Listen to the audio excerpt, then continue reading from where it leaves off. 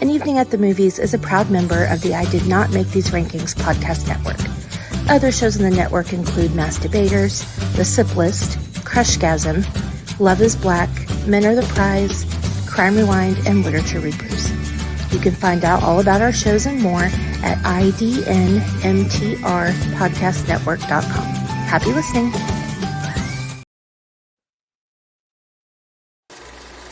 You are now entering the world of a movie review.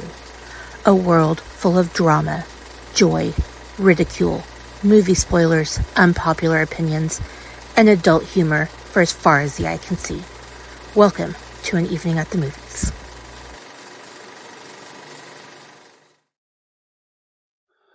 Good morning, good afternoon, good evening, and good night, whichever time it is whenever you're listening to this episode.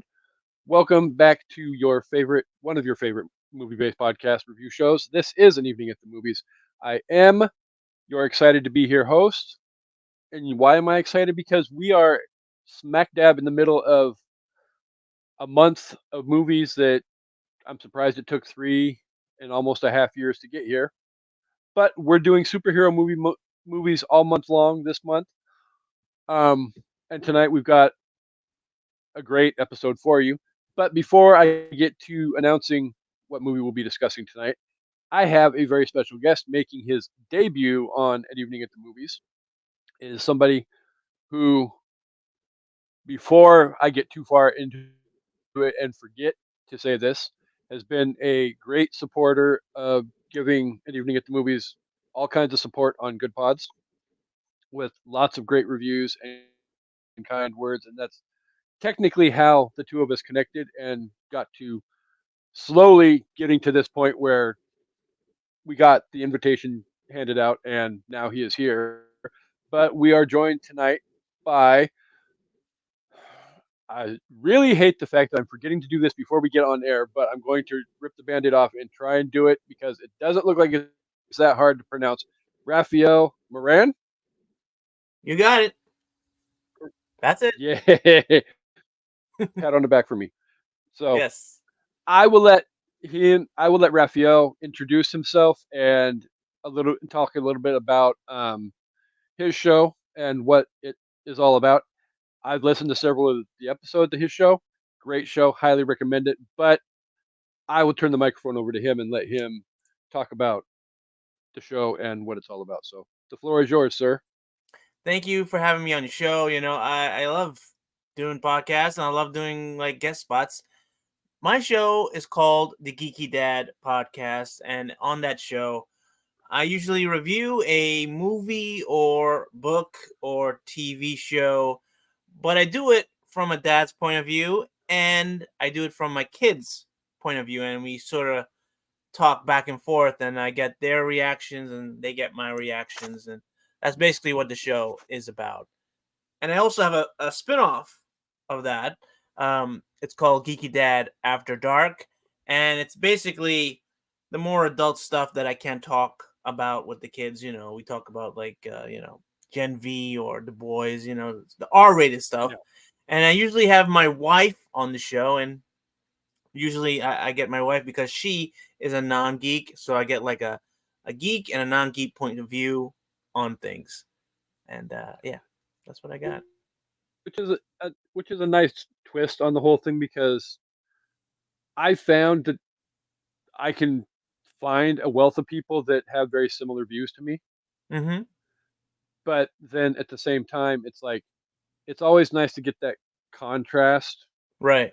where Mm-hmm. the person may not necessarily have the same views. So, you may present a case for, a movie, a TV show, a book, whatever the case may be, that the other person hadn't thought about before, and you might get them to open their eyes and realize, oh, well, maybe I'll try this out again and come at it from this perspective with a little bit more open eyes and a little bit more of an open mind. And you can create new fans that way, or, you know, get somebody to become less of a fan if that's the case, or whatever the case may be.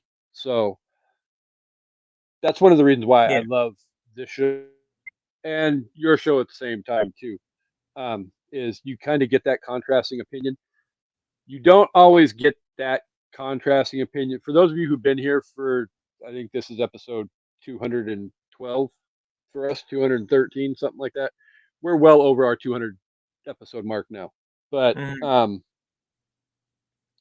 it you don't always get the contrasting opinion with like Amanda and myself because, as you guys all know, we're basically she's my twin sister from another mister, and basically what she likes, I like. What I like, she likes, and it's really weird because we found like even like the really, really, really obscure movies that nobody has talked about for like 30 or 40 years. I'll mention, oh wow, I haven't seen this movie since I was like 10 years old. And she'll be like, oh my God, that's one of my all time favorite movies of all time. What the hell? And it's like, Yeah. okay, well, same brain. We share, the same Right. wavelength. So, but then, we've had a wealth of other people that have come on the show, though, that don't always, their views don't line up with ours. So it Right. helps make for interesting discussion. Right. And Right. And it it changes up helps. the formula of the show a little bit. Yeah. I mean, we, we have a pretty solid format, and I'm sure as we go through the show, you'll get a good sense of that. But yeah, at the same time, having it comes when you have differentiating, yeah, different opinions like that. It can help keep things laid back and free flowing, and it doesn't seem so rigid and blah blah blah blah blah by the book, step by step down the Right. road. Right. But so, um, yeah, so don't want to go all the way down that rabbit hole because we could probably sit here and witty banter back and forth for a while on that perspective. But we have a interesting discussion to get to tonight. Yes. But like I said, we're smack dab in the middle of superhero month here on an evening at the movies, Hmm. and in case people haven't been paying attention, and the fact that technically we're recording this in February, but the episode will be releasing in May. But we started out the month with an episode on Deadpool with Bubbles and Chansey. We did a week of Batman '89 versus Superman 1978 with Mm. Paul and Gary. Uh, Next week we've got an episode where Bubbles is coming back. We'll be discussing WandaVision. Um, Amanda still hasn't made her choice yet on what superhero movie she wants to bring to the table for uh, the end of the month. But then we're also going to wrap up um, superhero month with longtime friend of the show and fellow member of Mount Sipmore, Chris Cole, will be here for his birthday, and we'll be having a Joker tribute episode and talking about all the different various incantations of the Joker, whether it's Cesar Romero, Jack Nicholson, Heath Ledger, Jared Leto, Right. Joaquin, Mark Hamill. Yeah. I think that's all of them. All, well, at least all the prominent ones that people tend to My give. favorite is still Mark Hamill, though. So you can look forward to all of that, as well as if you haven't listened to the last. Oh, Mark Hamill is. I would put Mark Hamill probably in my number one and number two spots, Yeah. and Yeah. it's really like paper thin close between Hmm. who my one and two are. Depending upon my mood, Mark could be number one, or Heath could be number one. I tend to like very psychological characters, Hmm. and Heath went very psychological with Yeah. that Yeah. character in The Dark Knight. So definitely, I feel like both of them deserve an awful lot of credit. But Hmm. that's not saying that other people that played the role either didn't do the Right. job. You know, at a decent compare. I mean, Cesar Romero is the original Right. Joker Right. from the Adam West TV series. I mean, people go back and forth on this one, but Jack Nicholson was, the Tim Burton Joker. he brought Yeah, a I mean, they different all have their perspective to merits. that Yeah. character. Yeah, and we talked about it briefly on the Batman '89 episode last week. But there's definitely aspects of that character that I think different people brought out the best in that character. I Hmm. mean, Cesar Romero had his aspects that he delivered on. Jack Nicholson captured that kind of mob boss, mafia type aspect of the Yeah. character. He, like we said, the psychological. Mark Hamill, all of it. It's a whole big can of worms. That I mean, I'm sure you and I could sit here for probably a good hour and a half, 2 hours, and Right. probably talk about the merits Yeah. of this character. Is such an iconic character, and I highly recommend everybody tune in for this That's episode of definitely an Cesar Romero episode I want to because check out. Yeah. yeah. Spoiler alert though, if you want kind of sort of a little teaser, you can check out um, an episode of Amanda's other podcast, The Sip List, where herself, Chris, and myself ranked our top 5 favorite um, Batmans, and we had a whole different Hmm. Batman type. It was like an hour and a half long discussion on various aspects of the Batman franchise and things that were good about it, that were not good about it, who we liked, who Right. we didn't like. That's the beauty of all these superhero movies And is the thing is, they're you gotta update that list every year because they got a new Batman every year coming out. well, yeah, because spoiler, this the episode of this episode that we did where we were talking about this was, I want to say it was right after, um, yeah, Batman went Twilight and Right. Robert Pattinson, that version of Batman released that as a hardcore. Well, I'm not gonna say I'm not as hardcore as most people, but I like my superhero movies as much as the next geek, down the road. Hmm. But I still, to this day, haven't seen the Batman. Okay. It Probably wasn't my favorite. because I It wasn't live in my the state of favorite. Washington. Well, Yeah.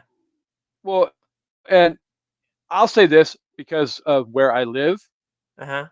literally, and it's the region of the state too, because I'm literally like less than 2 hours down the road from Forks, Washington, where if It did you give off are that feeling in a that movie. teenage, It looked like that. Yeah.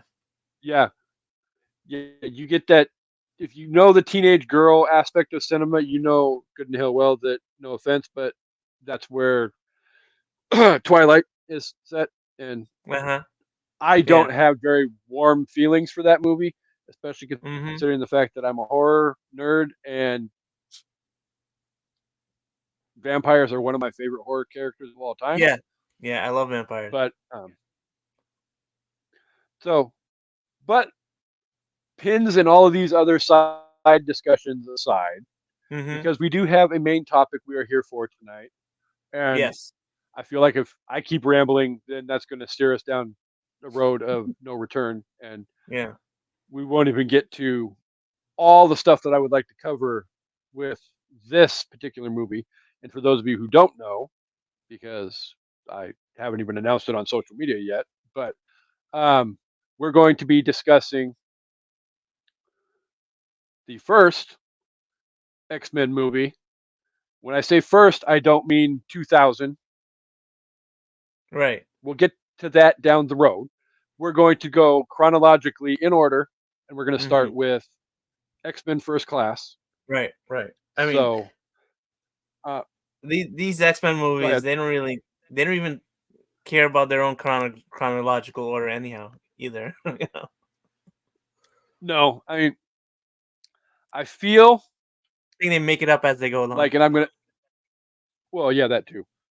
And I feel like I'm about ready to take a cheap shot at probably my all-time favorite movie franchise of my life, because it's probably I believe, the second movie I ever saw in the movie theater, but Uh-huh. I feel like out of order chronological movies and not Mm-hmm. paying attention to the storylines was really set up with an awesome trilogy from the 80s, well, late 70s, early 80s, being Mm-hmm. Star Wars, and then the Yes. fact that George Lucas literally decided, well, I'm going to go back and do the beginning of the story like I intended, and gave us the hot garbage that is the Phantom Menace, Yeah. and the medium level garbage that was Attack of the Clones. Right. I'm a little bit more open and warm to the idea of Revenge of the Sith, only because that finally gives us, what we initially were looking for and waiting for, being that Right. first Right. battle between That's Obi-Wan one of my Kenobi favorite of the and prequels too. Yeah. then yeah, we'll just leave J.J. Abrams That I don't really care for in at all. the dust. As a Star Wars fan, I love the idea of yay, we get more Star Wars, but then yeah. So anyway, X-Men First Class. Yeah. Um, as every, as everybody knows, you can't get into a discussion without a little bit of backstory, just in case there's anybody listening to the episode that hasn't watched the movie yet. Shame on you. This movie is almost, well, by the time this episode releases, it'll be 13 years old in a couple Oof. weeks. Wow. So I, yeah, Thanks for hitting me with the I'm old really stick. starting to feel my age at Damn. this point. Yikes. Well, I just turned, as we record this, I literally just turned 47 yesterday. So Right. Right. I'm I not too look, far from I you. feel, and I 44. am older. Right. So at least you're in that window with the rest of us, Yeah. semi old heads that like to frequent my show. So, Right. but so I yeah, remember seeing this X-Men movie in First Class theaters. release. Yeah. Yeah, I didn't see it till it came out on DVD, but Mm-hmm. that's because I was going through a period right about 2011 where I was getting kind of stingy with my money because Right. movie prices were like way up here and Uh-huh. movie quality was like way Mm-hmm. down here. And Mm-hmm. again, we knew going into this particular movie that it definitely was not going to be that original Bryan Singer trilogy that we got Right. Right. from 2000 up to here. Um, Right. we did get a pleasant surprise about probably 45 minutes into the movie, at least for Yeah. me. I can't speak Yeah. for everybody, but Are you talking about there was Mr. The fuck hairy off. guy? Yeah, Wolverine. Yes. Yeah, I didn't want to give Logan. it away. Logan makes a very Yeah. brief Best scene in the cameo movie, I thought. Yeah. early in. It was, and the fact we're not, we're gonna try and stay focused to First Class, but Mm-hmm. I will say this though, that one scene in First Class with Wolverine Mm-hmm. and the fact that it literally bleeds over into Days of Future Past Right. when he goes back to what 1974 or 73 or whatever year it was, Right. Right. and he shows up at the school Uh-huh. that isn't a school Xavier anymore, tells him the same and thing, right? yeah, Xavier's like, I vaguely remember I came to you a while back and you told me something that I'm going to tell you right now. Fuck off. It's like, Exactly. you made your bed, now sleep in it, Logan. That was the But best we'll continuity they ever discuss had. Days of Future Past. Oh, but yeah, because there's not a whole hell of a lot of continuity in No, this no, movie no. at all compared I to the mean, first three. But let's not get started about X-Men Origins Wolverine. Woo! I don't even think that even in the I'm not same gonna. I universe it seems. I true. Actually, I've had people tell me they don't particularly care for the Wolverine origins. Right. I actually really liked it because it gave a little bit more. Because you get those, if you understand the chronological order of the movies, you can Right. watch, First Class, then Days of Future Past, then Wolverine, then move into, well, we had at that point you didn't necessarily have Dark Phoenix yet, but Right. then you can move into the Bryan Singer trilogy, and it makes a little bit more sense. But then they Not also had Dark 100% because Phoenix, there is, you know, in the prequels too. yeah, that's where I think a lot of people, Yeah. um, I think with all this out of order, back and forth, sideways, diagonal wise, you really have to be a solid fan Mm-hmm. of the X-Men story to really buy into it and see exactly where they're going and how this all is piecing together. If you're lukewarm and only half into being a fan of the franchise, Mm-hmm. I feel like a lot of the stuff once you get to First Class and Days of Future Past, Origins and Dark Phoenix and Right. Apocalypse and all of that stuff that came after that original. Well, I mean, X3 Right. wasn't a Well, whole lot to write I home about think, either, but in my opinion, when Days of Future Past happened, it created a branching timeline, mhm. so everything was like a different timeline. So X-Men 3 and maybe X-Men Origins and maybe um you know some of the other movies don't really exist in that timeline because they went back in time and changed things. Well, That's my opinion. yeah, well, that's the other thing too is I've went through. I think at one point right before Dark Phoenix came out, I actually went and Googled how to watch the movies in chronological order, Mm-hmm. and there's literally like 5 different ways of watching the whole franchise in order, depending upon what your viewing needs are. Right. I mean, there's legitimate chronological order. There's the theatrical release order. Mm-hmm. There's an order that's literally solely focused on Wolverine. I mean, there's so much stuff, and it's like, wow. Yeah. Yeah. For horror movie fans out there, it's like the whole Halloween franchise Well, thing. With that one's a headache right there. Yeah, You got like exactly, three or four Amanda. branching timelines right I'm there. glad Amanda's not here for that statement. Yeah, because well, that's the point. Is you have the John Carpenter Yeah. storyline, you have the Bloodline storyline, you Yeah. The Rob have Zombie. Halloween 3, you've got Rob Zombie. Yeah, it mm, makes my head explode trying to figure it all out. But Right. Right. really quick before we get back into the discussion, First Class, released on June 3rd, 2011, was directed by Matthew Vaughn, released by 20th Century Fox, had between 140 and 160 million dollar budget, Uh and huh. made 353.6 million dollars at the box office. Yeah. So whether or not as a fan you love the movie or not, it's still lots and lots of people went and saw this movie because even at $10 a damn ticket, that's a lot of freaking people. Yeah. And it didn't have any of the main, popular like characters in it, and surprisingly, it did well.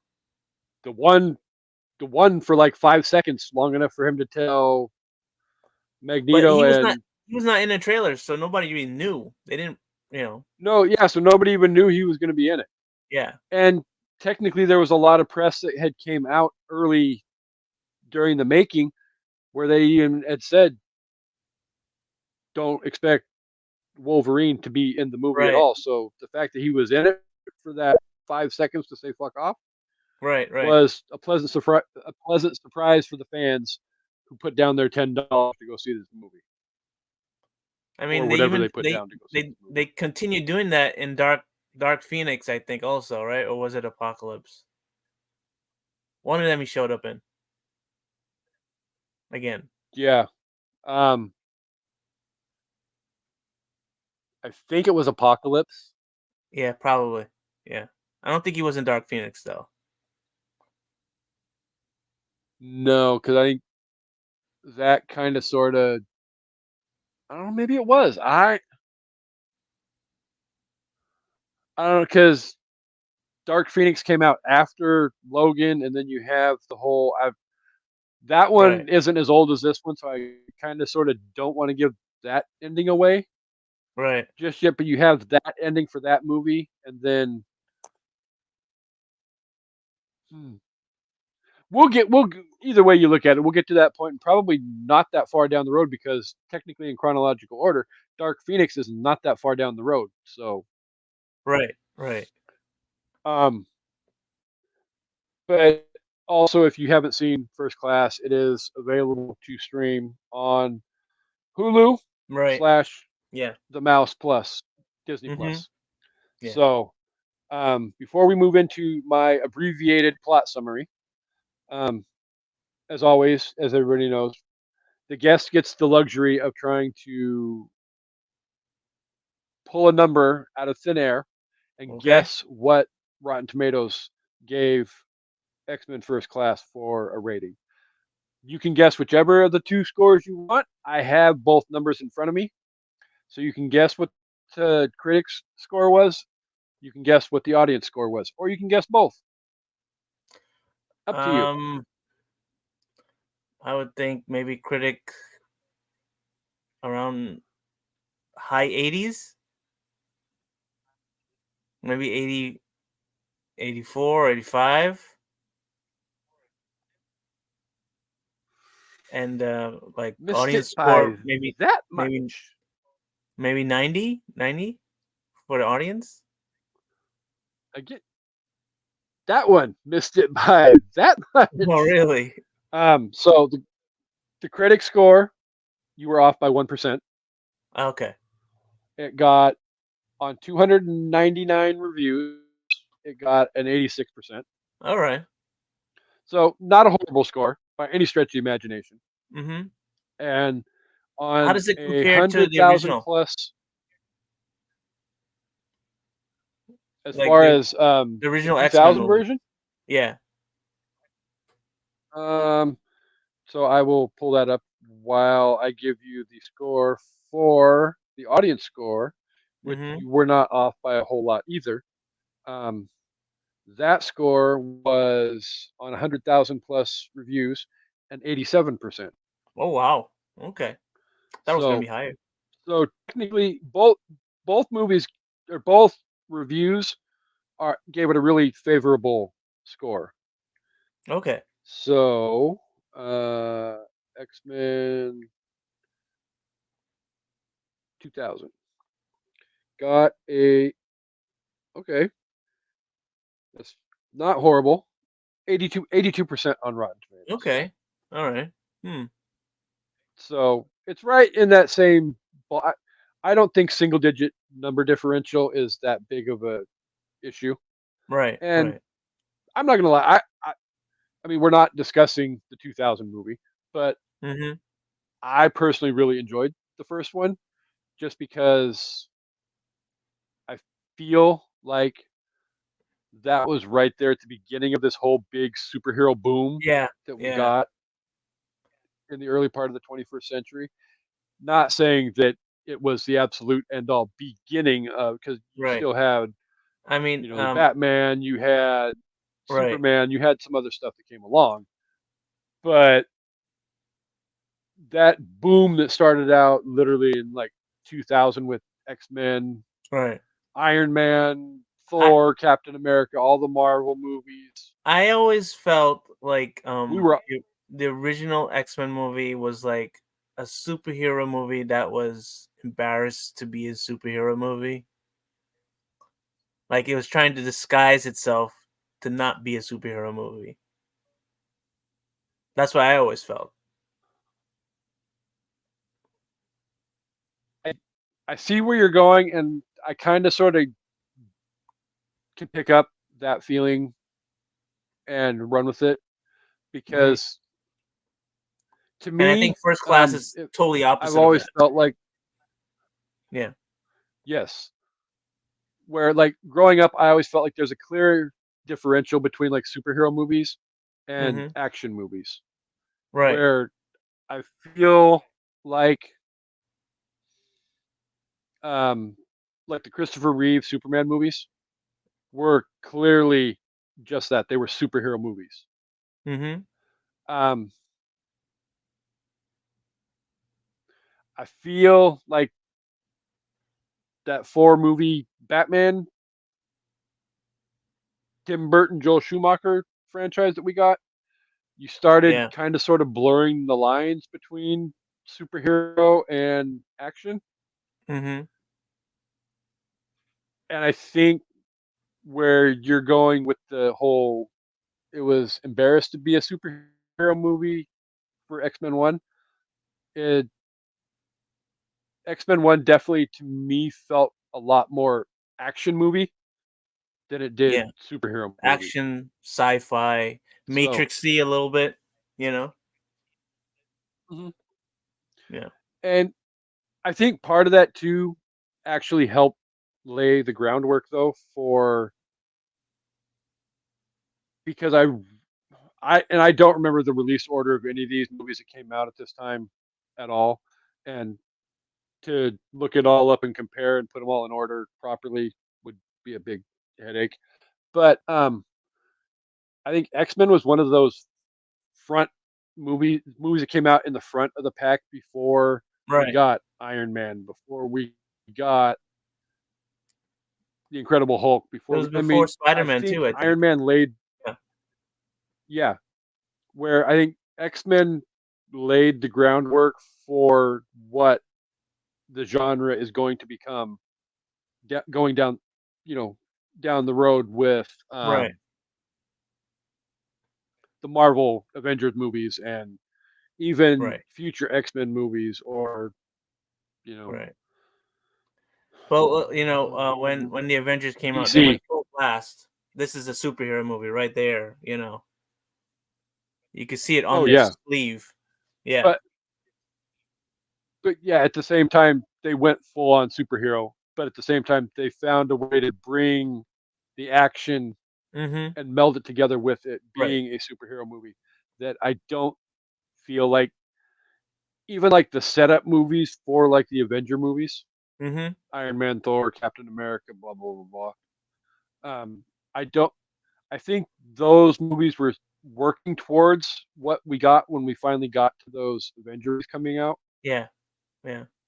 but like they laid the groundwork, and then when Avengers 1 came out, it picked up freaking football and it ran with it and had Mm-hmm. a great deal of success, obviously, because you got four wildly successful superhero movies out of it, Mm-hmm. and then there's still what,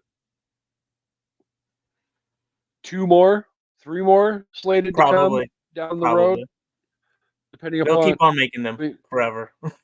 I'm oh well, I mean, I go back to like the whole, like I've seen on social media enough of the red carpet interview with Michelle Rodriguez from the Fast and the Furious movies, where she literally is kicking Marvel in the gut over, come on, people, how many more superhero movies can you make? It's getting kind of old. And it's like, woman, have you She gone and shouldn't looked be in the talking. mirror lately? I mean,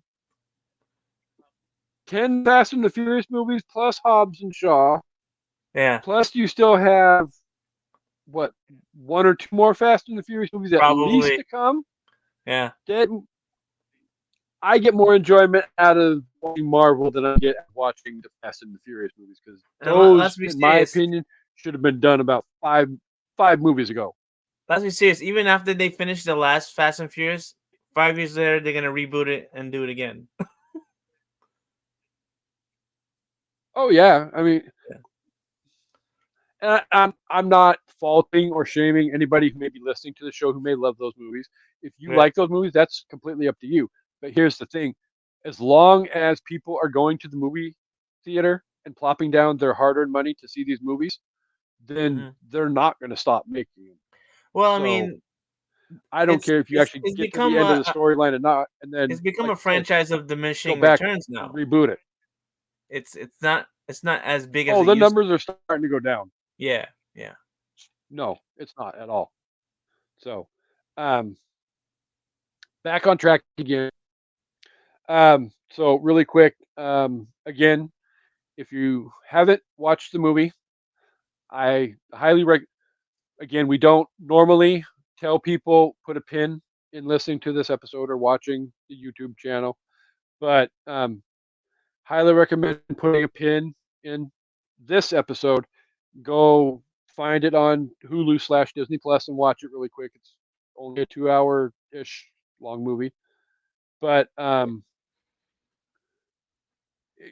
in case you don't want to and you just want to, rely on our expertise, I will give you a little smidget of a plot description for you. Um, for those of you that need a plot description and aren't going to go watch the movie and just going to rely on us, um, X-Men First Class is set during the Cuban Missile Crisis in 1962. It is an origin story for Charles Xavier and Eric. I'm not even going to try and pronounce his last name, but I think it's Lyncher. Eric being the guy, yeah, who eventually will become Magneto. Spoiler alert. Right. And obviously, with that, with it's the evolution of those characters, it also is therefore an origin story of Charles Xavier's X-Men and Magneto's Brotherhood of Mutants as they deal with the quote unquote Hellfire Club led by Sebastian Shaw. Right. So I feel like that's a good short, brief synopsis of what we're looking at plot wise here. Mm-hmm. But so It has a generally, hell of a I have cast. a specific question. Say that. Has a hell of a cast. Yes, it actually really, and it's a cast that really was not necessarily. They were known, but not Mm-hmm. necessarily as big as what they would become Yeah. going Yeah. for. I think I'm trying to remember. I think this is right before the Hunger Games came out, Uh-huh. possibly. Could be around the same time. So Yeah. it's right, and we're within a year or two of Right.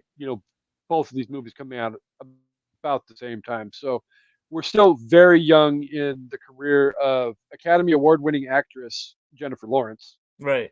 Right. So obviously didn't win an Academy Award for The Hunger Games or X-Men, but she's a very talented actress But in herself in her I own find her right to mind. be one of the worst parts of the movie, though, for me. I don't think. I think this movie, at this point in her career, she hadn't really Mm-hmm. set to take off just yet.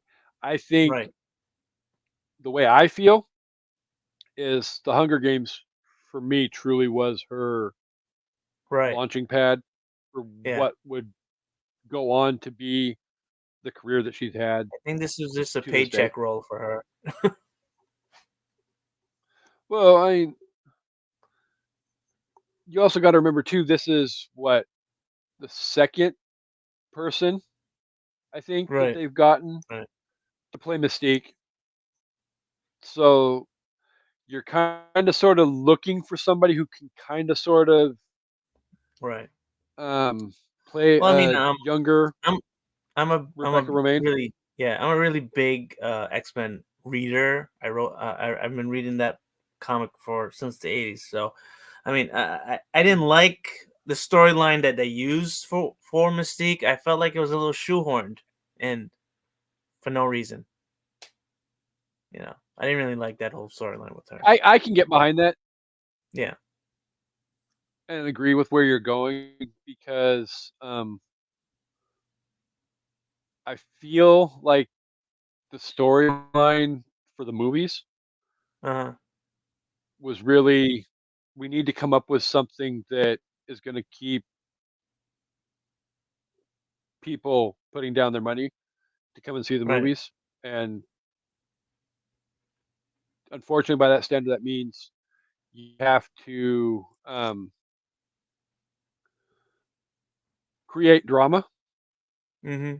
and that's where you get a lot of the storyline type stuff that um, we get in, and we'll get to that as we go along too, because there's definitely aspects of the movie that I want to hit on before we get to our review. Mm-hmm. Um, but so, like I was going to say though, usually for people that listen each and every week, I tend to start off the discussion portion of the show with one typical question. I think we're going to pivot a little bit and go with a different question to start off the discussion. But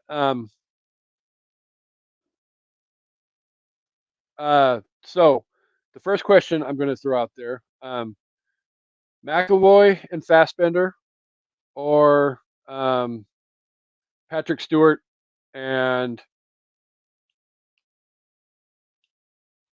oh my God, Ian I'm McKellen. drawing a freaking blank. McKellen. Why am I? Ian Yeah, McKellen.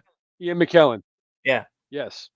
So McAvoy and Fassbender, or Patrick Stewart and Ian McKellen. Which combination of Charles Xavier and Magneto do you prefer? I actually like Or McKellen. is there a clear cut? I was I gonna say, like or is there McKellen a clear cut and difference Stewart. between the I like that McKellen and Stewart. two? There's realistically, individually, they're a very talented, well trained actor. Mm-hmm. You put the two of them together, though, and it's just phenomenal Yeah. You could feel the to history have the between the chemistry two of that they them have on.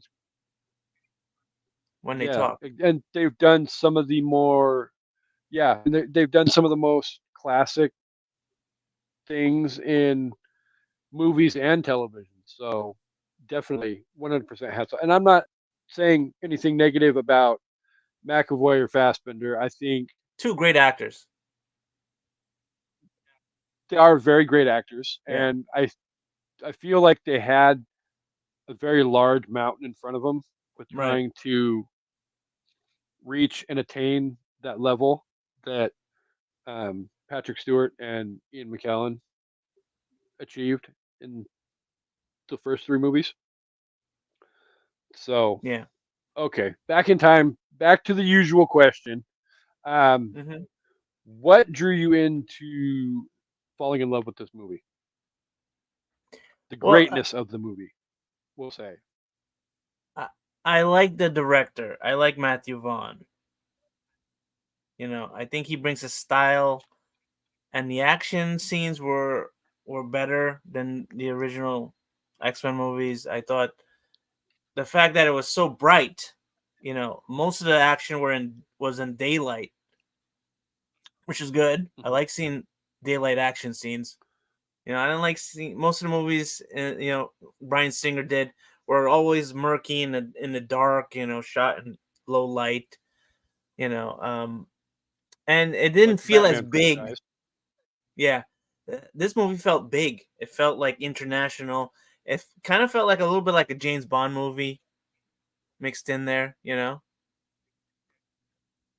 I hadn't thought And I of it like from this. that perspective, but yeah, I Yeah, see what you're saying. and I kind of like I like the '60s setting of it. That made it a little different. You know. True. Um, Yeah. well, and the fact that they incorporated um, real life Mhm. history Mhm. into the story, it Right. helped um, make the story feel a lot more real. Right. It had a And more the grit fact, to it for some one, reason. Yeah. yeah, exactly. And I mean, even to the extent that, and again, not focusing on other movies down the road, but I mean, even to the extent that it's even brought up in Days of Future Past that um,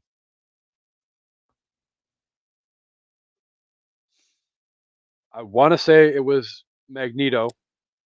Uh-huh. Yes, it was. It was Magneto is supposedly responsible for the Kennedy assassination Right, because, right, right.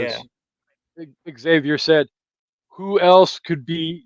Who else? How else could you That explain was a funny a scene. bullet Yeah. doing all Yeah. the different magic Right. bullet type things that that bullet supposedly did? Yeah. And it explains a very mysterious aspect of American Right. history, but then it's something that we can kind of sort of, I guess, if you have a sixth sense of humor, laugh at it Yeah. because it's so Hmm. freaking ridiculous, and it's so we know top to bottom that's obviously not true, and all that, but then it's something that is a very serious topic that we can still laugh at Hmm. today.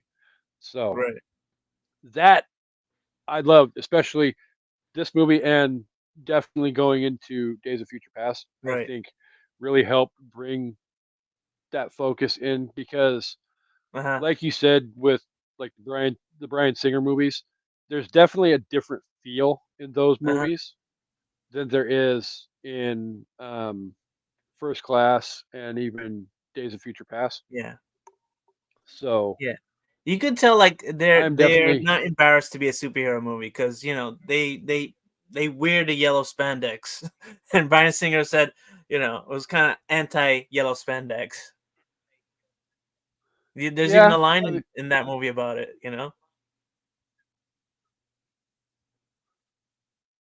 well, and it plays out through a lot of the X-Men, franchise going forward, even to the extent if you go back, what, 2 weeks in time from this episode dropping, you know, we talked about Deadpool in the first episode of the month, and Deadpool takes all kinds of freaking break the fourth wall cheap shots Yeah. at superhero movies, at the Hmm. X-Men franchise, at Wolverine in general. Yeah. I mean,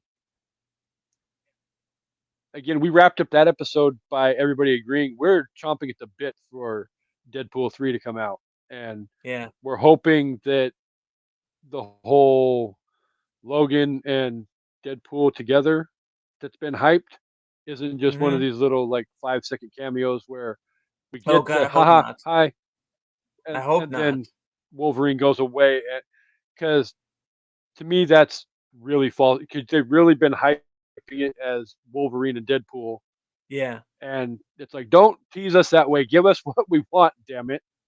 I know. So I know. but um back in line, was there anything about this movie that you really didn't particularly care for or couldn't get behind? I mean, You besides felt the like it was kind of hokey, maybe? Mystique storyline, I didn't like because it was just didn't make any sense to me. Like he found this orphan girl in his backyard. Um, I mean, that's just because I'm a big comic book nerd, and I know Mystique is like older than Xavier, has been around for many years before that. But no, that's besides the point. Anyhow, I did not like the villain Sebastian Shaw because I felt as if his origin and his motivations were a little bit more like another X-Men villain called Mr. Sinister, who was a mad scientist type of guy who Yeah. likes to do genetic experiments on other mutants, you know? And Mhm. he had a team of villains too with him. So they could have easily just used that villain instead of using another villain that's completely different, you know, in Well, origin. at the end of the day, I'm no spoiler alert here on this one. I'm not a huge Kevin Bacon fan to begin with. Right. I could probably count on one hand how many movies that he's been in that I actually enjoyed, and most of them are not movies that he directly starred in either. Right. Well, maybe one. I did like him in the We and won't talk Guardians about that Christmas one. special though. Did you see that? Guardians of the Galaxy. Yes, I can give you that one. Yeah. Yeah. There may be a Kevin Bacon movie that gets discussed this coming summer. Tremors is good. I like that. We'll get to Tremors is actually good. Yeah, Tremors is on that list as well. But when we get to the conclusion, I'll bring up what we're doing in June through August He this plays a year, bastard a lot, and though. then Son of a I'll bitch, probably a lot. he does. He really does. Even when he's not supposed to be, he still comes across. He being one. excels in that. So he really does. And the other thing he's notorious for is always being naked in his freaking movies that he's in. And Oh yes, he is. I've seen enough Kevin Bacon movies. You've seen it. You've I seen the am bacon. tired of seeing Kevin You've Bacon seen the naked. bacon. Some movies just you have. Yeah. It's like it's not from behind. He'll turn around and leave full frontal, and it's like, yeah, it's right up okay, in there. that doesn't further the plot of the movie, but whatever. You think that's an ego thing for him? Like he has to show his goods. Yeah, he writes it in contracts. Maybe, I guess it's like because he's done it before, and it's been in movies, and it's like, really, what is that bringing to the storyline, dude? I don't It's know. just a matter of you stepping in front of the camera and being like, ta-da, and it's like, whatever. Have you seen the movie Saltburn? Have you seen that? Uh-huh. Yeah. Wow. So, yeah. Those of you who don't know, Amanda recommended a couple weeks ago, like end of January, that I watch this movie. Shanna requested we do it on the show. Not a feel-good movie at all. My review of this coming.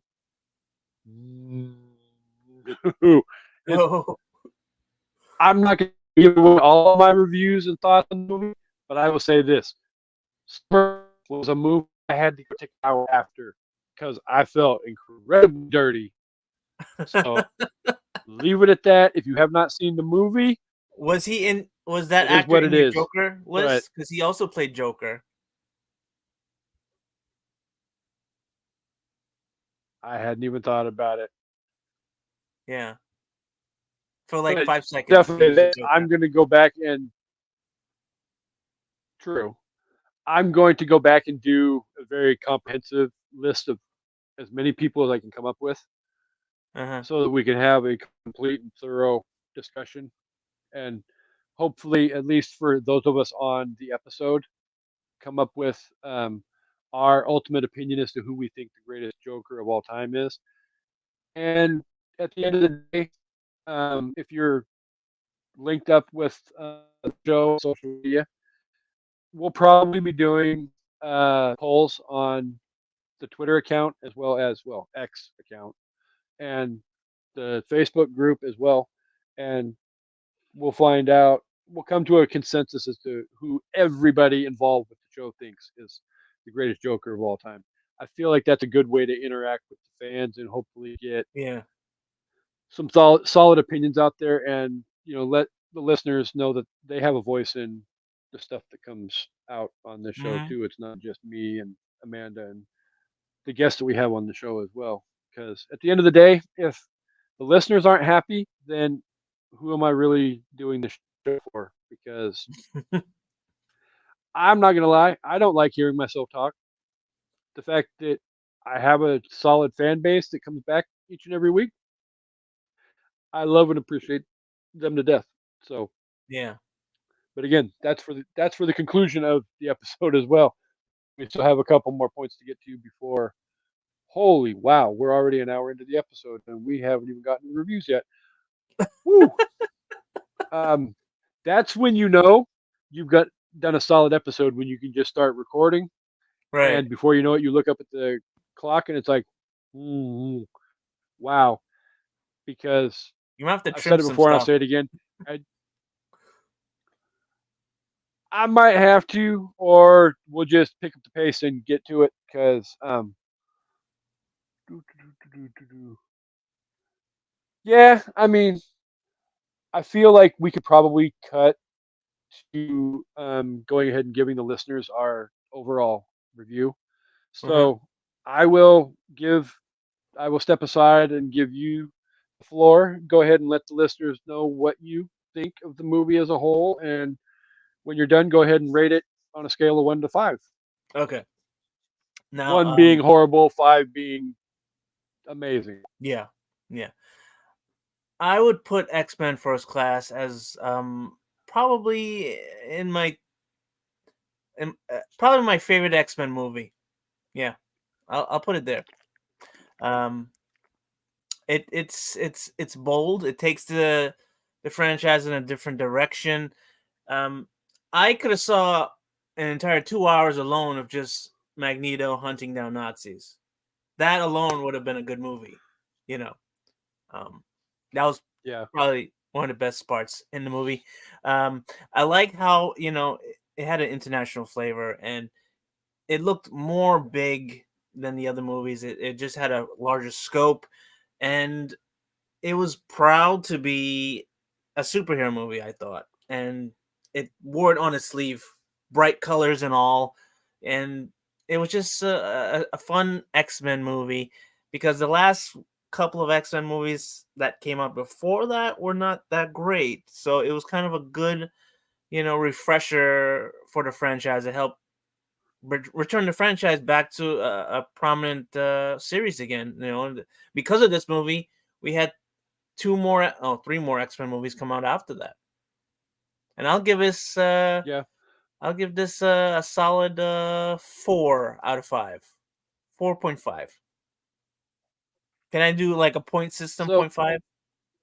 Is that allowed? yeah, if you want. Yeah, absolutely. It's Yeah. your review, so whatever you, if you wanted to go 4.5, go 4.5. You want to go 4.41787, whatever, go Oh, right ahead. It's that's a all little much. well, yeah, but I mean, sometimes like um, our friend, mine and Amanda's friend Chris, that will be here for the Joker episode of um, Superhero Month here in a couple weeks. He was on an episode with us where we were discussing the movie Clue, Hmm. and there's a scene for anybody that knows the movie. There's a scene in the movie where they're debating on if there's any shots left in bullets left in the gun, and he's like 1 plus 2 plus 1 plus 1. And so when we were reviewing the movie, Chris came up with the genius idea that he was giving the movie a 1 plus 2 plus 1 plus 1 out of 5. So, Yeah. you know, it's just it's little funny things to, engage the audience and make them laugh. So if people Right. want to, go off the wall with something, I'm we're more than welcome. We're more than willing to let the guests, do whatever they want to do. It's not just our show; it's the guest show as Right. well. So I'll give the it more people we can get listening four and X's entertained, out of 5. very good rating. So again, like Raphael said, um, I feel like this is a solid origin story that came, weirdly enough, 4 movies into the franchise, which isn't necessarily a bad thing. But as we discussed earlier, you know, it had a very Star Wars feel to it, where we're so far into the franchise, but now let's go back in time. But at the same time, I feel like we were just discussing though. Um, First Class felt like, in a lot of ways, it was a reboot for the franchise. But I'll even go so far as to add another adjective to that title and say I feel like it was a successful reboot of the franchise, because so many times, and in the era in Hollywood that we're in right now, with everything getting a reboot or everything getting a 30, 40 years after it was originally released sequel, Yeah, Um, legacy sequels, I think yeah, it they doesn't call them happen. now. Yeah, Yeah, it doesn't happen very often. So the fact that Matthew Vaughn could take what he did and successfully reboot the X-Men franchise and breathe new life into it, because after this movie, we're still looking at Days of Future Past, we're looking at Wolverine, we're still looking at Apocalypse and um, Logan, and there's still a wealth of X-Men movies out there to come. So it definitely, if the franchise may have been slipping going into this movie, I think it definitely brought, it narrowed that margin back to where everything was almost back on an even playing field, or yeah, even we're setting itself up for more success by proceeding and jumping ahead of what Bryan Singer had done right, in 2000 with the original movie. yeah, Um, Again, it's one of those things where if you're not necessarily a hardcore X-Men geek, you may or may not appreciate some of the aspects of the story as much. Or even if you are a hardcore X-Men geek, there may be aspects of the story that you can't necessarily get behind, like Raphael, and he wasn't as big of a fan of the Mystique storyline, which is understandable. So, by any stretch of imagination, X-Men First Class is not a perfect movie. no, no, It's not. It's not a garbage movie either, though. So no. They definitely tried to this do movie a good definitely movie. yes, and it definitely left me wanting more, and I was ready Yeah, for Days of Future Past when it came. So I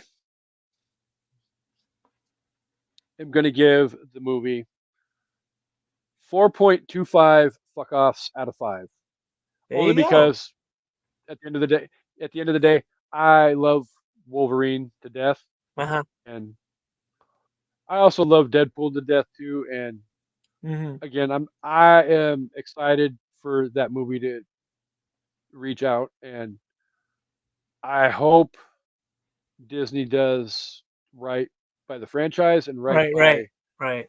the the, the hype that it's Deadpool and Wolverine. Uh huh. So Uh-huh. wow, uh, definitely was a incredibly fast hour with a whole lot of information for Right, everybody, right.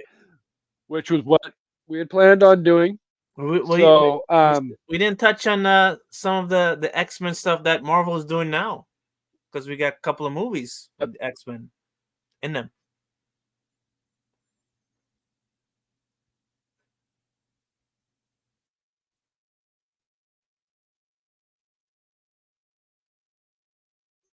okay, am I back?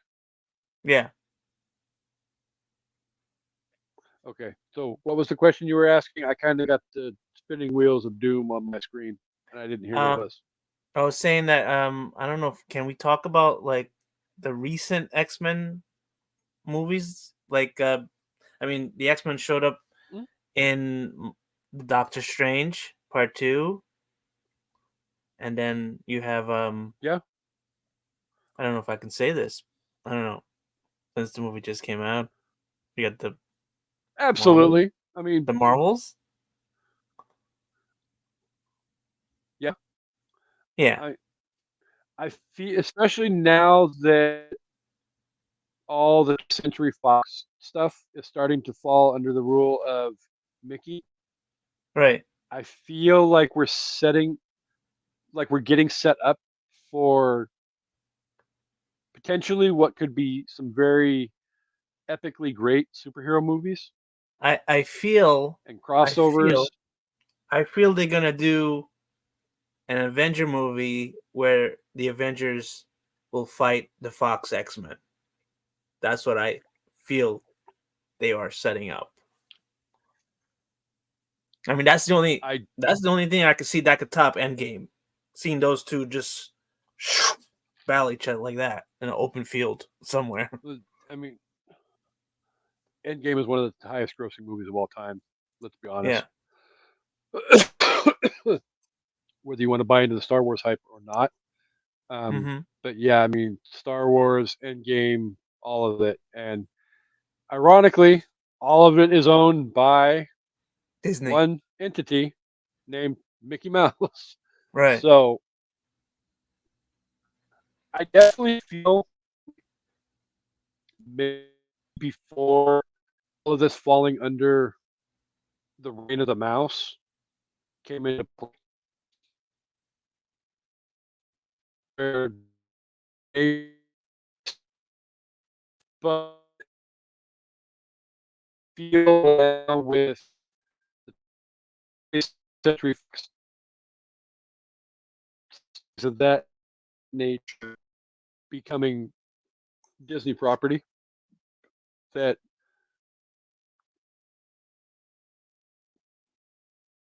I hesitate with using the word epic, but I feel like the table is set for Mm-hmm. Mickey to do some great things. It's a matter of whether or not, Execution. I compare it to like the old magician's trick. Yeah, it's like the old magician's trick where you have everything set up perfectly on the table with a nice Right. big white tablecloth, and you take the Mm-hmm. thing and you're going to yank the tablecloth out from underneath. That's what the mouse is set up for right now. It's like Mickey's Mm-hmm. grabbing hold of that tablecloth and it's going to rip that tablecloth off the table. Is everything going to stay in place, or is it going to fall over and hit the ground? We'll see. Because we will definitely see. But at the end of the day, I feel like both myself and Raphael are here for the ride, and we're ready to Yeah. find out what's going to come next. So whatever Mm-hmm. you do, Mouse, do not disappoint. Yeah. So Yeah. That goes for Star obviously, Wars before too. we go ahead. That goes for Oh, Star Wars too. absolutely, because there's Yeah. still so much stuff with the post Skywalker Right. storylines and Mandalorian and Looks like all of that stuff. they're That juggling right now. Let's see if they can catch it. yeah, exactly. And I've been around for 47 years, so I've seen successful ideas come out of things, and I've also seen horrible ideas come out of Right. things. Phantom Menace. Yeah. So I would go at the with end of the J.J. day, Abrams movies too. yeah, Yeah. it's all boils down to the one word, like Raphael just said, execution.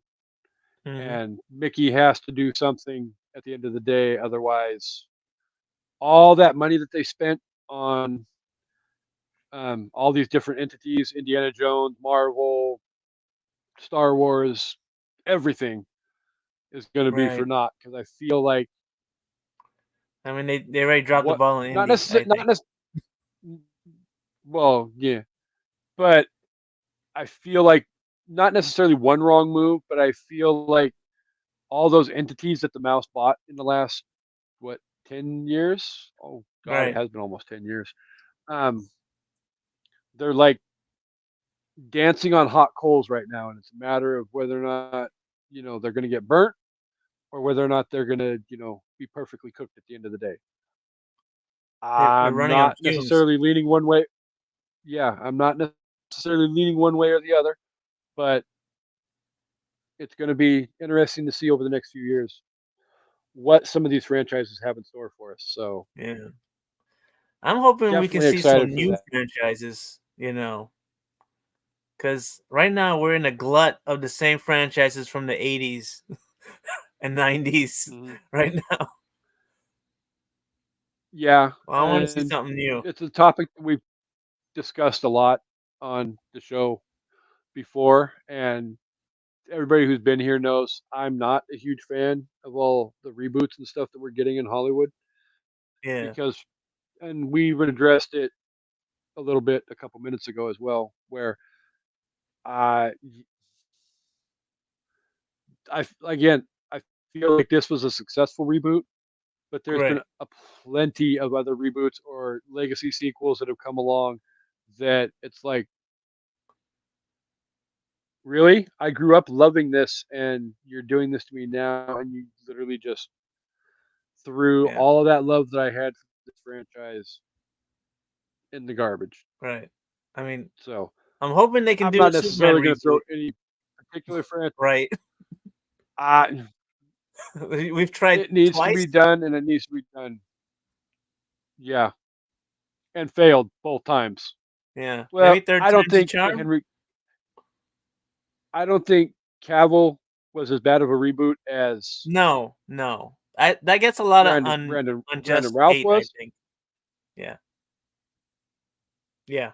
Uh, I didn't like to me, Brandon the Routh. Brandon Ralph reboot literally tried to rip everything from the Christopher Reeve franchise off, Right. and Yeah. at the end of the day, I grew up with that franchise. I've Yes. seen all four of those movies hundreds of times. Right. Even Supergirl. I So saw it. yeah, so Yeah. technically five. Yeah. But yeah, be excited for The first Superman Returns cinematic to come out. universe right there, right? That was the first Yeah, cinematic and then to universe. get what we got. Right. Wow, not impressive at all. And it's not even just necessarily Brandon Routh either. I didn't Yeah. particularly care for Kevin Spacey as Lex Luthor. I didn't I think it also has to do with Bryan Singer. There you go. I don't think he's a good action director. I don't know. I don't think he can shoot action Brandon, well. didn't Bryan Singer direct Batman Returns or Superman Returns? Yes, he did. Yeah. So there you go. We'll blame Bryan Singer. Yeah. It's all his fault. Yeah. Not well. I mean, at the end of the day, you can't necessarily always put it on the actor or the actress. I hated They all the have muted some colors too. say in, Yeah. yeah. So before we get out of here, though, I do have to send out the weekly love for the listeners who are here each and every week. You guys are incredible. You guys are the reason why we are well past our 200th episode. And at this point, almost halfway done with our third. Well, we're almost halfway through this year, on to our fourth anniversary next February. Congrats. But definitely thank you. Yeah, thank you very much for that as well. Um, Literally, as we record this episode tonight, our third anniversary is actually going live Saturday night. Saturday night Cool. being 2 nights from now. So it's our third anniversary slash 200th episode. So we are excited for that. There will be lots of good times. If you guys didn't listen to it live and join us live, um, you missed a lot. Because it was memorable. Um, and we had lots of laughs. We had lots of tears. We made memories. It was a good time. So definitely check it out. Before I get into what's coming up on An Evening at the Movies, though, definitely want to thank Raphael for being here and let him know he is welcome to come back anytime he wants to come back and Sure discuss thing. movies. This was so much Yeah. fun. And it doesn't necessarily have to be for Days of Future Past or whatever. It can be anything you want. If you notice something on the calendar that we've got coming up that you'd like to be a part of, definitely let me know, and we will do our best to get you on that episode Sure as well. thing. It was We fun. actually would love to get you and myself and Amanda on the same episode as well, because I think Cool. you and Yeah. she would have a lot of fun talking as well. So um, I'm not gonna get into my stuff though without obviously giving you a chance though to remind the listeners about your show and all of that and where it can be found. So I'll Right. let you have the microphone and remind the listeners, and we'll go from there. Yes. Like I said, I have a show called the Geeky Dad Podcast. You can find that anywhere podcasts are found. We're on Pandora, Amazon. We're even on YouTube now, and on Good Pods and Spotify, Apple Podcasts. We got episodes every week. We cover all the latest topics, all the latest movies and TV. And we also have a spinoff called The Geeky Dad After Dark. And that's a little bit more like a monthly podcast, but you can find it also everywhere podcasts are found. And the kids on the show, they decided to do their own show, and it's called the Multiverse Kids Show, and they review video games and animated movies and TV shows as well. So you can find it everywhere as well. So much greatness. I again highly checking out shows. I love everything you guys are doing as a whole. So really check out the shows and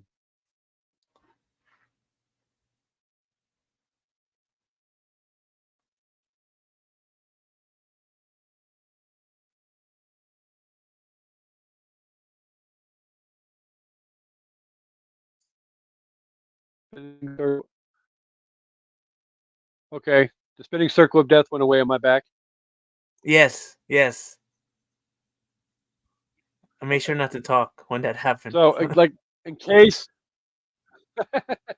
in case some of what I was just rambling on about didn't come through, definitely check out the Geeky Dad podcast and Geeky Dad After Dark and everything encompassing under that umbrella.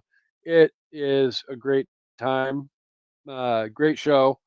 Um, they deserve all the love and respect as well. So again, I look forward to having Raphael back, and we'll have some more in-depth discussions for all of you great fans. And then coming up, like I said, we have next week we will be discussing WandaVision with Bubbles from Bracket Bastards, as well as the week after that we've got Amanda's Choice, who she will be hopefully soon making a choice, so I can prep to get it rewatched before we get to that point. But then, and we will conclude Superhero Month with our Joker tribute with on Chris's birthday. So tune in for that as well. But then, like I said, coming up in the summer, this summer of 2024, there is a thing out there in the world called one of the greatest movie years of all time, and that is 1984. Mm. And if you can do the math, then that's 40 years ago. So Mm-hmm. the movies of 1984 are turning 40 years old this year. It's a good So year. we're going to spend an entire summer. It was a very good year with a lot of great movies. So we're going to spend the entire summer looking at first movie out of the blocks is going to be we're going to sit down and revisit Ghostbusters. Yeah. Week Wednesday after 4th of July, because it just got announced when its release date is. We're going to be discussing Axel Foley, Beverly Hills Cop Oh, 4, it's funny. only All because those that movies, movie, all because those we've movies getting already, new movies. yeah, well, and Beverly Hills Cop is one of my favorite comedy franchises of all time, Yeah. but we've discussed it twice already on the show, so I don't want to do it a third time. So that's why we're Right. going to do Axel Foley instead of going back and doing Beverly Hills Cop a third time. Yeah.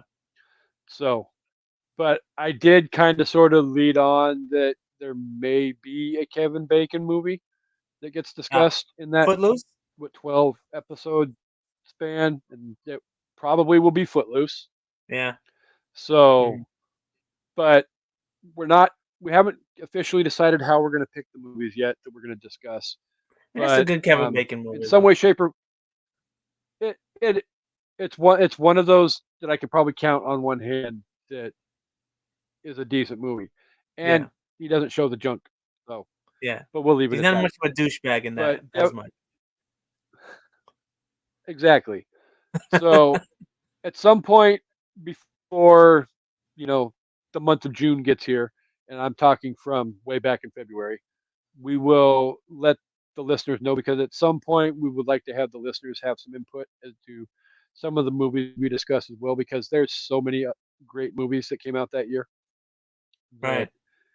honestly we don't want to be egotistical about it and say, nope, we're doing these 12 movies and you have to listen to blah blah, because if you guys aren't interested in the movie, you guys aren't going to listen. So at the same time, you guys will have a say. How much of a say you have depends upon how good of a mood I'm in by the time that we get to that point. But at the same time, we still love you, and you guys are awesome. Thank you again for the 3 years, for the 220-ish episodes that we've got in the can. And thank you, obviously, to Raphael as well for joining us. This was Thank you. so much fun, and I look forward to doing many more down the road as well. And at the end of the day, we guys hope you all come back for an evening at the movies. Have a good week, guys. We'll see you next week.